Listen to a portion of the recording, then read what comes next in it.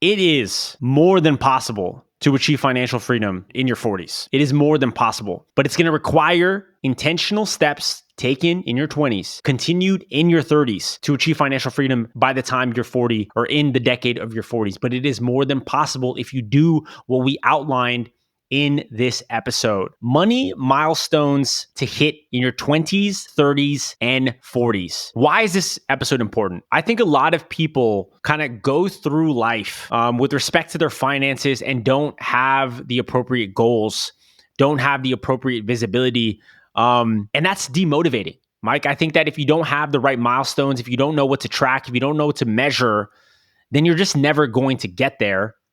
And so we're going to go through each decade, whether you're in your 20s, your 30s, and your 40s, of things that you should be thinking about, targets you should be setting, important milestones that you should be crossing in each decade to hopefully give you guys a little bit of clarity in terms of the most important things you should be thinking about with respect to how old you are and with respect to your finances.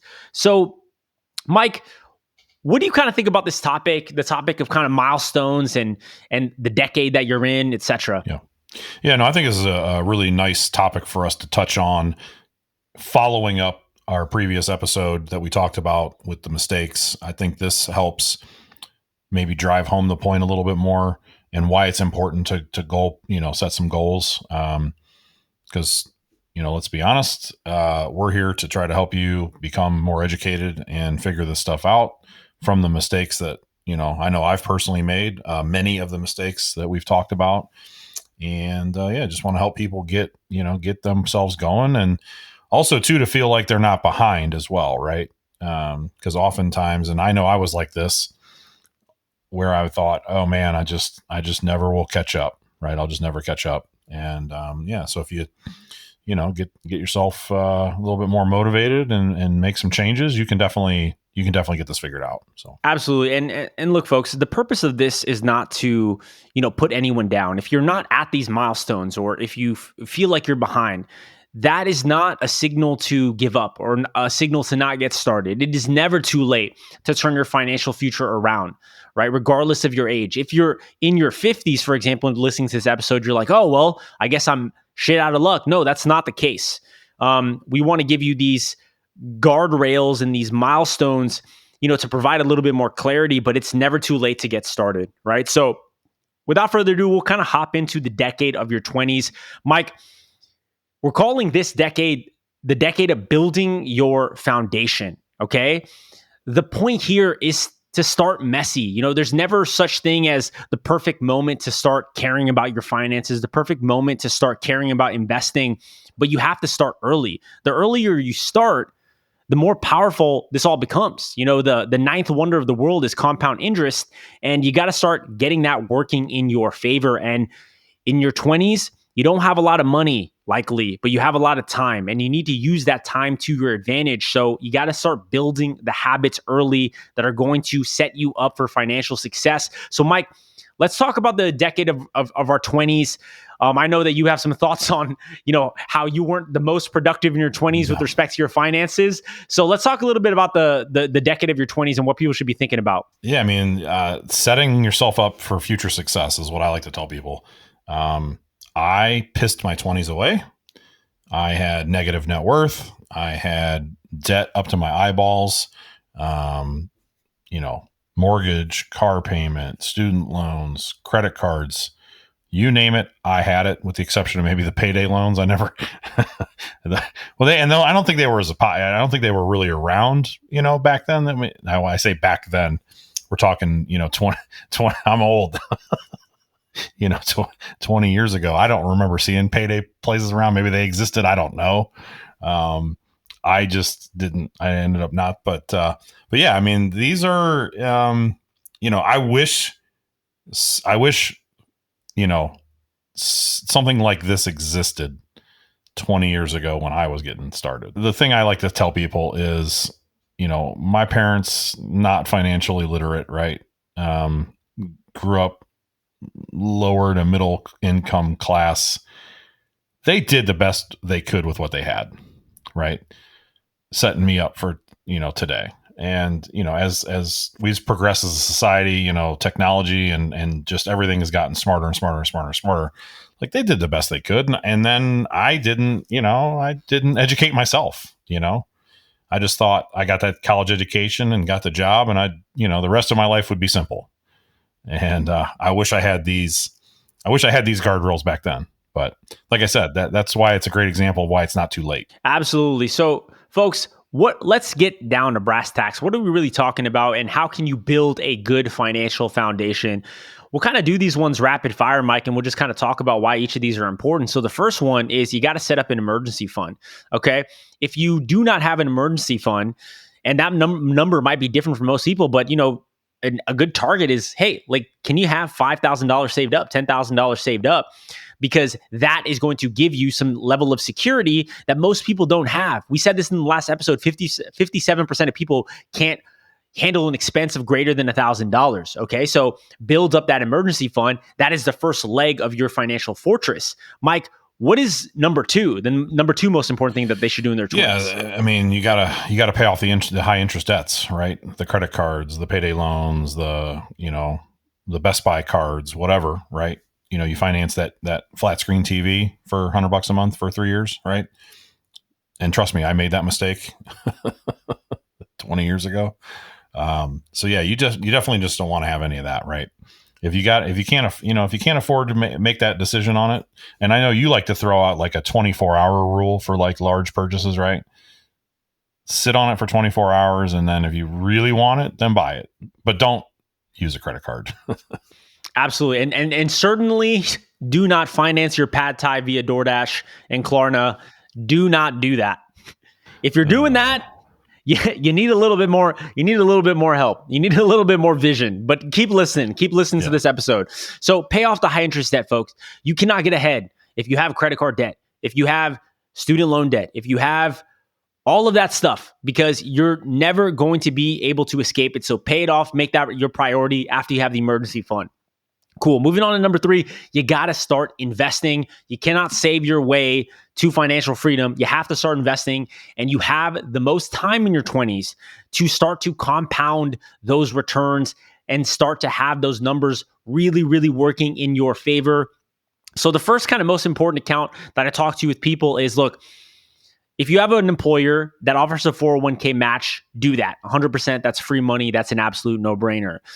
Aside from that, you got to be thinking about a Roth IRA, right? Which is an individual retirement account. The maximum you can put in that Roth IRA right now is $7,000, but it's beautiful because it grows over time. And when you start to pull it out when you retire, you can pull that out tax-free, right? The Roth IRA is so powerful that it's only limited to people that make a certain level of income. If you make more than $135,000, you cannot actually have a Roth IRA. You have to have a traditional IRA, but that's important. Okay. And so this is where you start getting into, or start educating yourself on index funds, right? When people say index funds or ETFs, that's what we're talking about, the S&P 500. Okay. So start educating yourself, start investing. Likely you'll start with your retirement accounts, but if you have some money after you're funding your retirement accounts, that's when you open up that Robinhood, that Fidelity, that taxable brokerage account. And that's where you start doing that index fund investing. We have a goal for you. Have $10,000 to $25,000 invested by the time you're 30. Okay, so start investing because you cannot save your way to retirement. Mike, let's move on to the next foundational pillar here. Yeah, next one we talk about is the all infamous credit score, right? There's lots of ways to track this nowadays. There's apps on your phones like Credit Karma. I know all the credit card companies now allow you to have access to like their tool, and it's not a perfect system as well. Like, I want to warn people because I have to have this hard conversation with a lot of people. The number that you get on Credit Karma or from your credit card is not, when it comes to buying houses, it's not the credit score that the mortgage companies use. And I'm not going to go down that rabbit hole, but do a little bit of research and you'll kind of figure it out. But that being said, the goal that we put in here for your 20s is being above 700. And you want to be under a 30% credit utilization. What does that mean? You just want to have, if you have a $3,000 limit, you want to keep your spending to, $1,000 or less. If you have a $10,000 limit, you want to keep it under 3,000 monthly. I know a lot of the point hackers out there are like cringing that we're not talking about that, but improving your credit score, because what's that going to do when you want to get into investing in real estate, for example? Maybe you want to buy that first house hack. The credit score is going to make your interest rate go up or down, right? And it could vary between a half a point to 1% of interest. If you have a 620 credit score or you have a 740 credit score, those are vastly different numbers when it comes to, buying that house. So that's why it's important. Yeah, absolutely. Credit score is important. It is unfortunately a piece of the financial system here. So just do what you need to do to get that credit score up. Moving on to the next one, you got to increase your income. Okay, I cannot underscore how powerful this is and how much of a focus area this should be for you in your 20s. When I graduated from college, I was making $60,000 a year, and I kind of steadily worked my way up. But when I transitioned from accounting, and then I went to a retail company, Gap Inc., and then I made the jump to tech.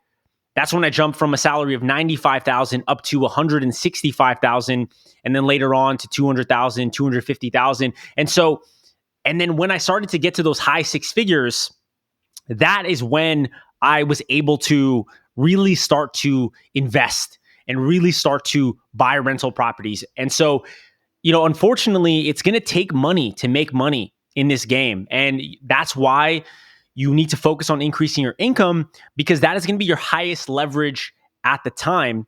And pretty soon, you'll get to a point where your money is making more money, and then that's your leverage there. But you got to focus on increasing your income. Okay. And so that might be through adding high value skills.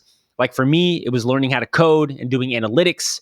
But that might be other skills, high value skills, especially in this day and age, AI tech and things like that. But also could mean adding a side hustle, right? Mike, you're a flipper, but you're also a real estate agent. You have a real estate agent business.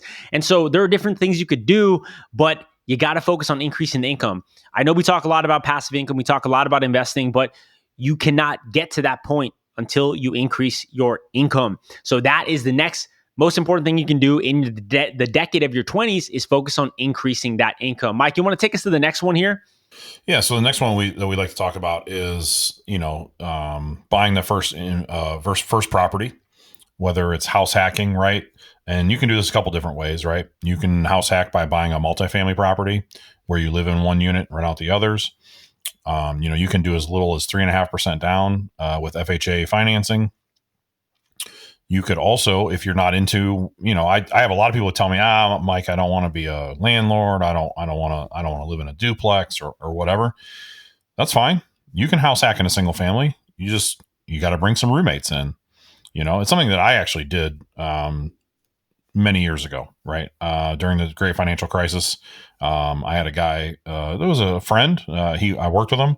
He had a house, he sold his house.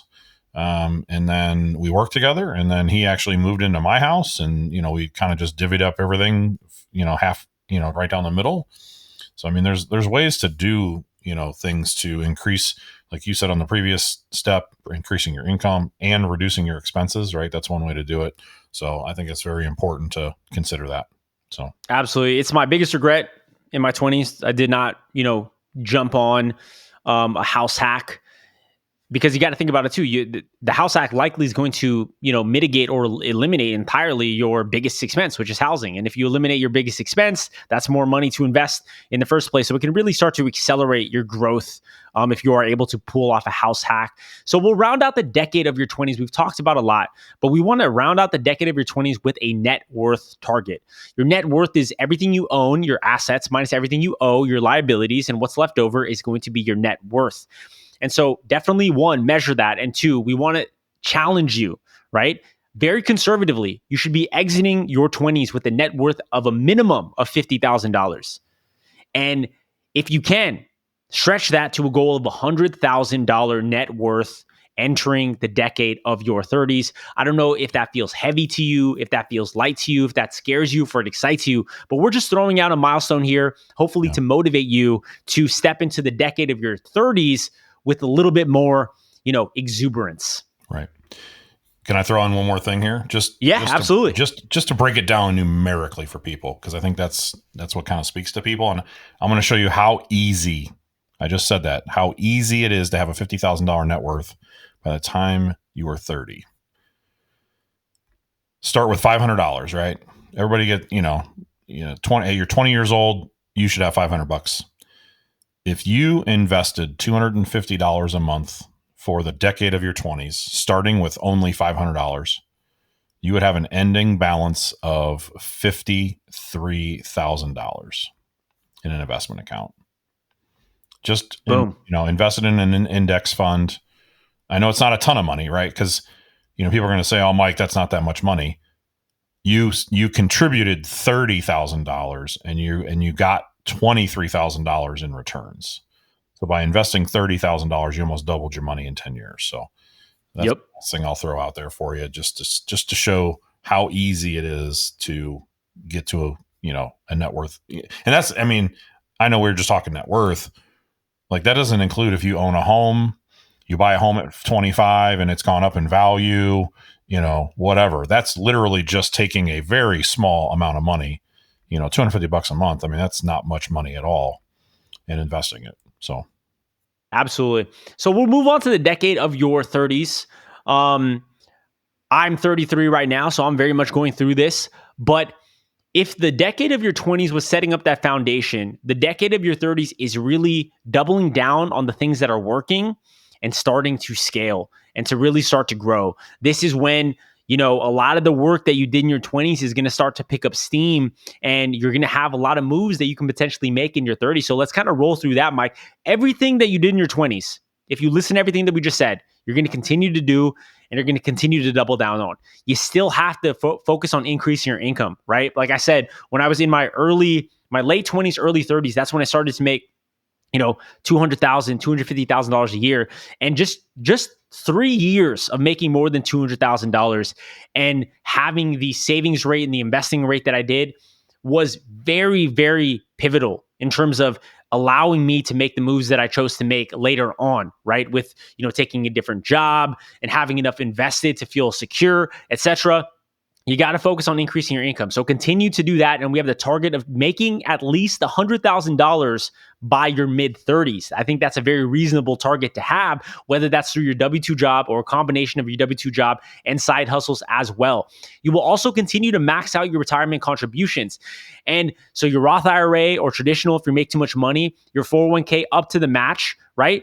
But also start to invest in that taxable brokerage account. If you did not do that in your 20s, you want to start to do that in your 30s. And the reason why that's important, Mike, is because at a certain point, you're going to have enough saved in your retirement accounts that you need to start thinking about investing outside your retirement accounts, because many of you listening to this podcast are going to want to retire before traditional retirement age, before 59 and a half. And you can't touch your IRA. You can't touch your 401k before 59 and a half. So you need to have some money invested that sits outside the retirement accounts. Mike, anything to add to, investing in your 30s? Yeah, I think the other thing that's important too is to also look at other ways to maximize those returns. And one other vehicle that I'll bring up, because I utilize it, is because I'm self-employed.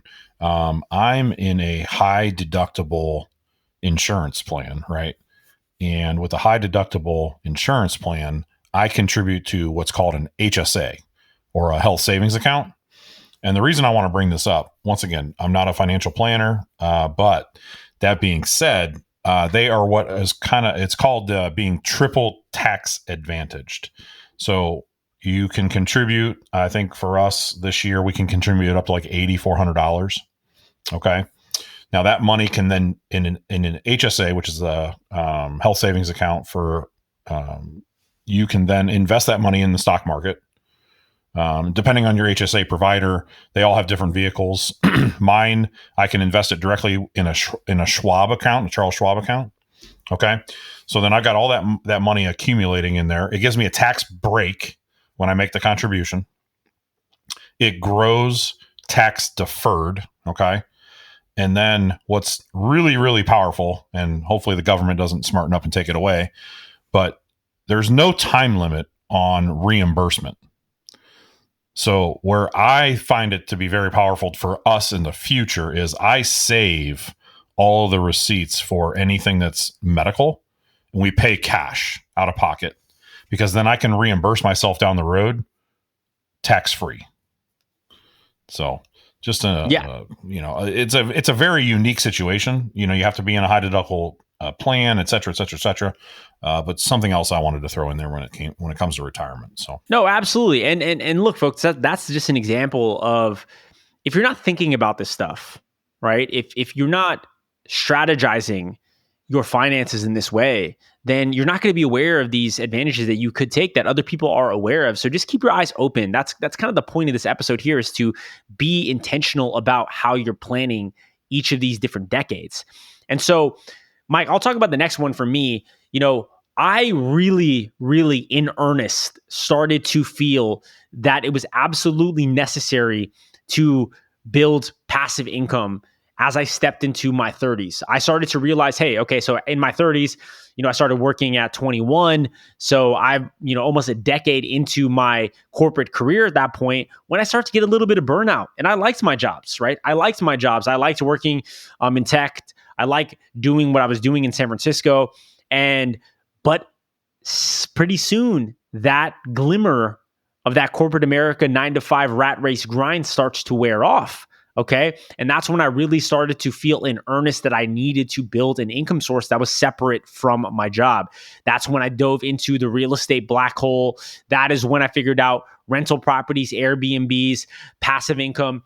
That's when I really started to, really buy into the kind of thesis there that, look, at the end of the day, you got to build an income source that is separate from your job. And in your 30s, I think that is the decade. You have your finances kind of set up in order. You're making a little bit more money now. This is where I think you really need to start to dive into the world of real estate, right? Start with one rental property. But how powerful, Mike, would it be if you bought one rental property, one Airbnb every single year in your 30s, right? And you stepped into the decade of your 40s with this very healthy rental property portfolio that was generating a significant amount of income not tied to your job. So I think that this is a very, very important time to start making those moves when you have more money, when you have maybe set up a little bit of a foundation in the stock market, and you can start to plan and start to see that, hey, I'm getting a little bit burnt out here.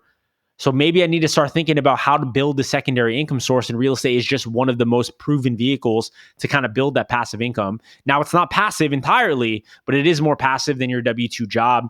Mike, so that is the decade of your 30s, right? Continuing to double down on everything that's working in your 20s, but starting to make some bigger moves with respect to creating that passive income source, right? And we want to, again, like we did for the decade of your 20s, throw out a little bit of a net worth target. And maybe, Mike, you can kind of illuminate how it is possible to get to this as well. But we want you conservatively to have a net worth of $250,000 by your late 30s, right? Entering your 40s, and potentially 500,000. So take a look at this, right? We said 100,000 by the end of your 20s. And now we're saying 500,000 by the end of your 30s. But as Mike is probably going to illuminate here, that's not as difficult as it sounds if you are invested in the right things. Yeah. Yeah. So that earlier example I used, obviously, it was 50,000. Now, if you don't change anything that I mentioned earlier in that same example, if you just continue to make $250, right? The $250 contribution every month to your investment account, and you do it for 20 years. So from age 20 to age 40, you'll actually have almost just under $200,000 just in that investment account. And that's by not even touching it any increase, because you're increasing your income. Maybe you're buying properties at this point. So like, it's easy. And then the other thing too, that I'll throw out here, just as a real quick example to show you how easy it is. So you've been investing that $250 a month. You're now sitting on a $200,000 investment account. And let's say you've taken our advice and you bought that house hack at the age of 25, right? Let's say it's 2020. You bought that house hack at 25. You paid $300,000 for that house hack. You bought it with a 30-year mortgage at an interest rate of 7%, right? And this does not account for any refinancing in the future, just that straight scenario, after 15 years at the age of 40, if that property doesn't go up in value at all, which we all know it will, but if it doesn't go up at all, you'll have $83,000 in equity in that property, plus whatever it would have gone up in value. It's a pretty safe assumption that over 15 years, a $300,000 property will be worth somewhere between $400,000 and $500,000 15 years into the future. So right there, you've pretty much blown by that $500,000 net worth number. Absolutely. And so like what I hope you're taking away from what Mike is saying here is that there are going to be these different buckets, right? And you started doing this in your 20s if you listen to us. And then you started to continue to do it in your 30s, right? You set up the stock market investing, right? The index funds, the retirement accounts. You bought the house hack, the rental properties. Each of those investments is another vehicle that is increasing your net worth. Okay. So I know it sounds like, oh, how am I going to go from 0 to 100? And that's actually going to be the hardest. But once you get to the 100, then the compounding really starts to kick in. And then you're like, oh, getting to 500 is not as hard. And then once you get to 500, you're like, okay, getting to 1,000,000 and beyond is not that hard because your money is starting to do the heavy lifting for you. But you have to do the hard work of starting, right? Of buying that first rental property, of making that first investment in the stock market so you get the money working as quickly as possible so that the compounding can start. I remember when I kind of was setting these goals for myself. I was earlier on in my journey. I was like, okay, I'm going to have the goal of increasing my net worth 100,000 every single year. Okay. And I was like, okay, that's my goal. And then I started to realize, hey, this is happening a lot easier than I thought because again, the stock market investments are compounding. The rental properties, I'm building up equity in. And so you got to get these assets working in your favor. And you'll see that these net worth targets that we're throwing out are not as difficult as it may seem at first glance. So, Mike, we will close out the chapter of our 30s and we will roll into the decade of our 40s. If the 30s was scaling and growing, right? I want to call your 40s as the time to optimize and to really start to achieve that end game, start to achieve that harvesting phase because you did the hard work in your 20s and your 30s. And now the finish line, hopefully, is in sight, and Mike, I know you're in your 40s right now. And for me, being in my mid 30s. I see the decade of my 40s as that end game, as hoping to get to that point. And look, we all define this very differently. For me, I don't view my end game necessarily as I'm going to sit on the beach and drink Mai Tais for the rest of my life. But what I'm hoping to achieve is that complete work optionality so that I'm doing the work that I want to do because I'm choosing to do it and I don't have to do anything I don't want to do, right? And I'm hoping to achieve that in totality by the age that I'm 40. And so what does that look like for you potentially? Here again, we're throwing out a net worth target that might feel scary, but exiting your 40s, we want you to be a millionaire. We want you to be a millionaire. And as Mike showed many examples over, this is not going to be as difficult as it may seem, but you should have $1 million net worth ending the decade of your 40s. Absolutely, likely higher. You should know what your FU number is, right? The 4% rule. Take your desired annual income, multiply that by 25 and get your FU number. Figure out, map it out, try to figure out, okay, how close am I getting to that? And maybe hit that target in your 40s, okay? So Mike, let's talk a little bit more about the decade of your 40s, because I think that this should be the decade where people really start to see that, hey, we are getting close to the finish line in terms of all the hard work that we've done. Yeah, no, absolutely. This is where you want to, people are probably focusing on bringing in more passive income, like you talked about, whether it's cash flow. I know we mentioned dividends and before, investing in syndications, because by the time now that you have this net worth and you've got this income, you're able to, the whole world of investing is opened up to you a little bit if they wanted to get into a syndication fund that has certain requirements, or maybe even investing passively in, real estate deals in your local market. Maybe maybe somebody who flips houses and you want to loan them money at 10, 12, 13% interest. And, it keeps you in the game, but also keeps you protected.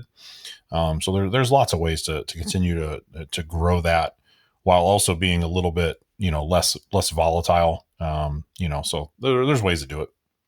Absolutely. And this is also the decade, Mike, in my opinion, where you start to really do some pruning. You really start to, yourself a little bit more, both as an individual, but also as an investor. Maybe you figured out the strategy that you really like, that you really want to double down on. Maybe you figured out a strategy that you don't like as much, and you want to kind of prune those investments and figure, hey, I don't need to do this anymore. And so that is also a piece of this. Another piece of this, Mike, that we haven't talked about a lot is this is the time where you should be designing your life. Okay. Lifestyle design is an often overlooked aspect of being financially free. A lot of people sprint towards financial freedom and then they get to that number. Let's say their goal was to get to, $2 million net worth, and they get there.